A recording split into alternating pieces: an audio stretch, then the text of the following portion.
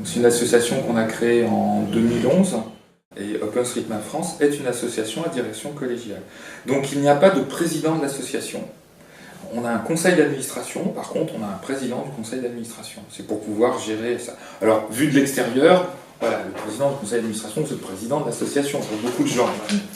Et en fait c'est l'habitude qui nous oblige à fonctionner comme ça, mais c'est pas un choix qu'on a fait. Voilà, ça nous est plus ou moins imposé par l'habitude, mais pas par la loi. Et donc c'est pour ça que je suis souvent présenté comme le président d'OpenStreetMap France, mais pour être très précis, je suis président du conseil d'administration d'OpenStreetMap France. On a eu besoin de créer une association pour être un point de contact avec la presse, avec les décideurs, les entreprises, le monde politique et tout ça. C'est-à-dire, il faut qu'on ait une structure officielle. Mais il y a beaucoup de choses qui se font en France au niveau d'OSM et qui n'ont pas du tout besoin d'être faites par l'association. L'association n'est vraiment qu'un représentant légal, d'une certaine façon, de cette communauté qui est beaucoup plus informe. Donc il y a beaucoup de gens qui contribuent à OSM en France, mais qui ne sont pas membres de l'association. C'est pas du tout un passage obligé. Voilà. Le premier événement où OpenStreetMap s'est impliqué dans une crise humanitaire, ça a été quand il y a eu le tremblement de terre à Haïti. Il n'y avait quasiment pas de données cartographiques numériques d'Haïti.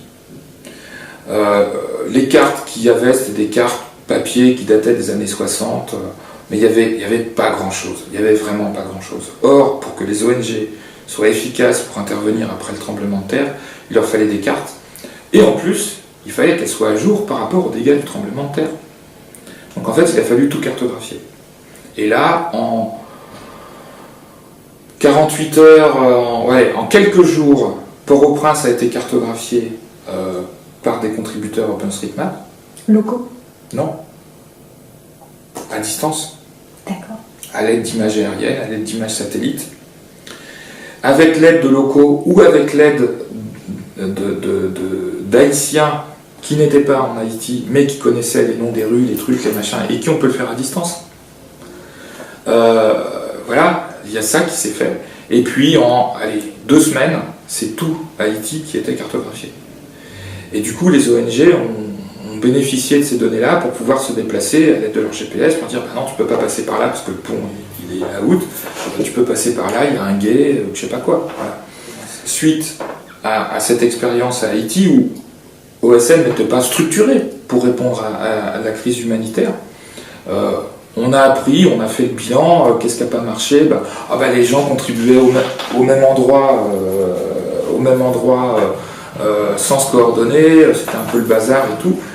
Donc après, on a développé des outils qui permettent de se répartir le travail, de prendre un petit carré, de travailler sur un carré, etc., de faire un task manager. Et donc on peut maintenant définir une tâche et chacun se prend un petit carré, travaille sur cette zone-là. Une fois qu'il a terminé, il indique j'ai terminé, donc quelqu'un d'autre peut repasser derrière pour vérifier que c'est bon et puis dire bah ouais ok la zone là c'est bon, c'est fait, c'est plus à faire et on passe à la suivante, etc. Et donc on a appris et on a développé des outils pour être plus efficaces.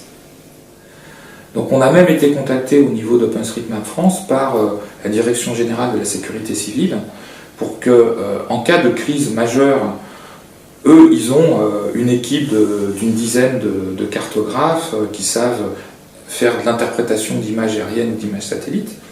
Mais sur une crise majeure, 10 personnes, ça ne suffit pas. C'est 20, 50, 100, 1000 personnes qu'il faudrait pour pouvoir répondre plus vite.